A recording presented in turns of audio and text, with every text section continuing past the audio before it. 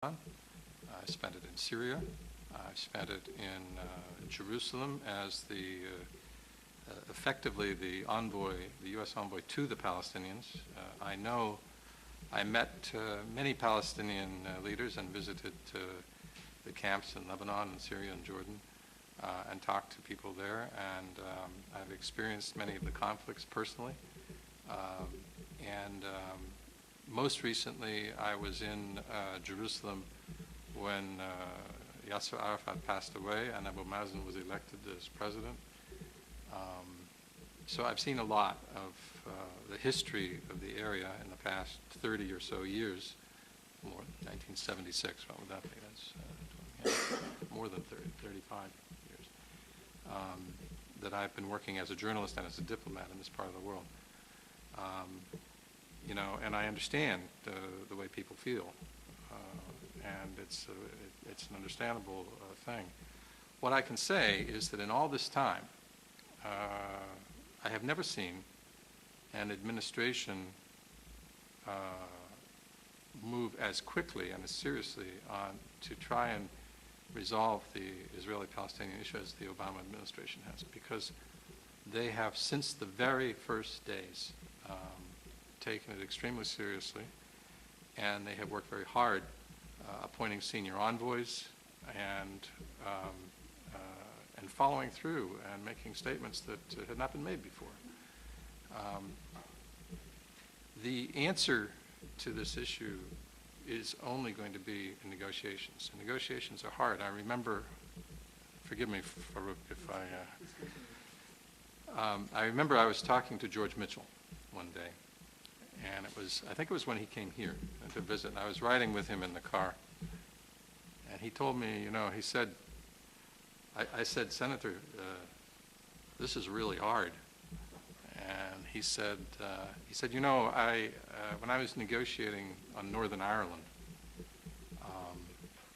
he said, it took 700 days. He said, I was a failure for 699 days. But on the 700th day, I was a success. And so I think that the only thing that you can reasonably say is that it's however difficult it is and however discouraged we get, we have to keep trying. And we have to enlist all the efforts of all our friends to whatever, even if we disagree on how we do it, it's important to keep trying. And I think that this administration is doing that, and they're doing it in a serious way, despite everything that's going on. I think there's one more piece. Huh? There was a third question. I don't. I'm not sure I understood it all, but it was basically about big powers and the French and Algeria and the impressions that that people have of big powers taking wrong decisions. Let me just say, I'm not going to get into French-Algerian history, if you don't mind. I'll leave that to you guys. But in terms of people questioning decisions, particularly decisions for military action, of course we understand that. And as I think you know, President Obama did not rush into this. He was very, very careful about the decision that was taken. But at the end of the day, as we mentioned earlier, it's about protecting civilians. And I don't know how this will end. I hope it ends well for the Libyan people. I hope the violence will stop and that the population will be protected. And that in the end, the Libyan people will decide what their future is going to be. And if I could just add one thing on that, and then I'll stop. Obviously, it's important. We all know, and nobody knows better than Algeria, that there are extremists who would like to take advantage of the situation. That's an obvious danger that has to be considered. We obviously hope that that will not happen, and that the Libyan people will be the ones who decide their future. Excellence, est-ce que votre départ n'est pas la conséquence de l'effet Wikileaks? Et dernière question, Comment voyez-vous l'évolution de l'Algérie sur les 2-3 prochaines années? Vous qui avez passé maintenant, vous êtes là depuis pratiquement 2008, vous avez appris à connaître notre pays, vous avez rencontré beaucoup de responsables. Est-ce que vous pouvez nous dire comment vous voyez un peu notre futur immédiat? Merci.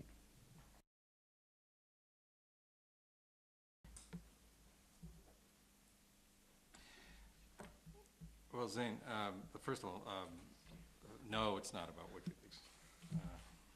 Sorry. I know it's more interesting to be about WikiLeaks, but it's not. What happened, nobody asked me where I was going. Had you asked me, I would have told you, and I'll tell you now. I'm going to Afghanistan. We have 5 ambassador-level positions in Afghanistan.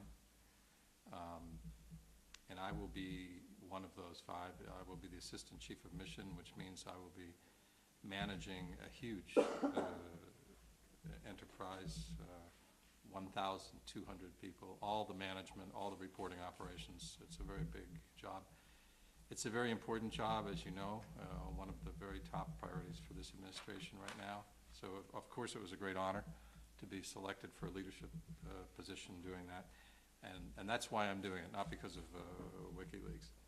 And that's why I'm leaving so suddenly, too, because I have to go really with no vacation, no nothing. I have to go do some training and then go as fast as I can out there.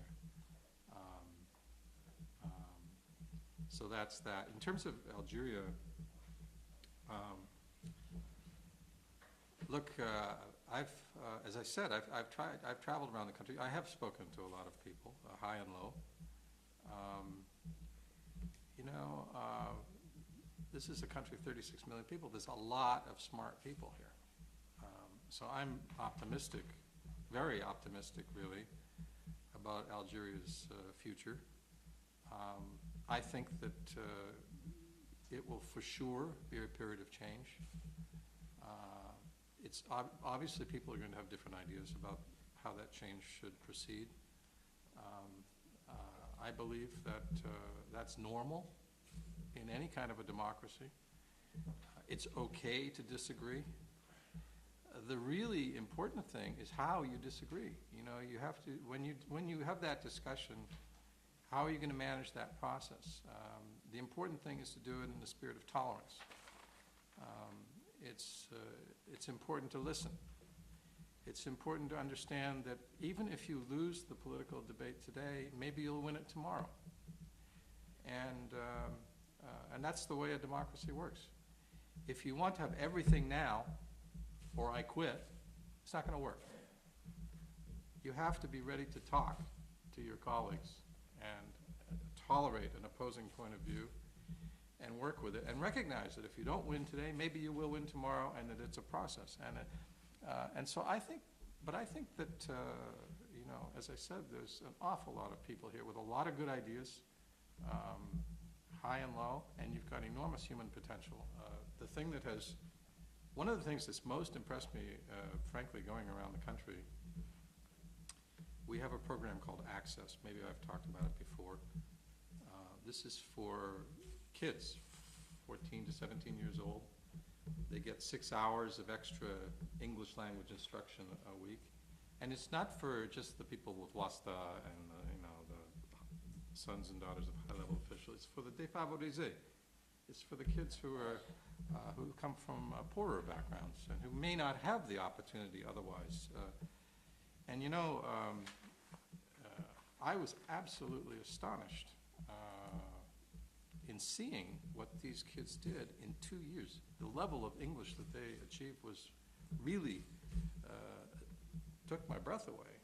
And with all due respect to all the men here, it was the girls who worked the hardest and who showed very often the most progress. So I hope that as the process in Algeria moves forward, that a very big piece of it will be women and girls.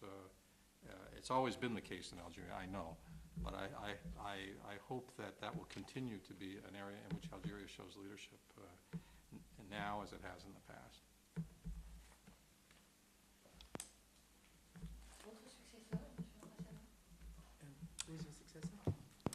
You know, it hasn't been announced yet by the White House. And until it is, it's not official. Because the process is that the White House has to announce, and then there has to be a confirmation process by the Senate. But we're waiting for the announcement by the White House. I can tell you, though, that my successor is somebody I know well and is very capable. I'll just say one final thing. We try to establish things called American corners around the country, and the American corner is an area where we put a few computers and some internet, some electronic facilities, some books, American magazines, and the idea is that it is a place where we can maybe provide more information about the United States and strengthen mutual understanding.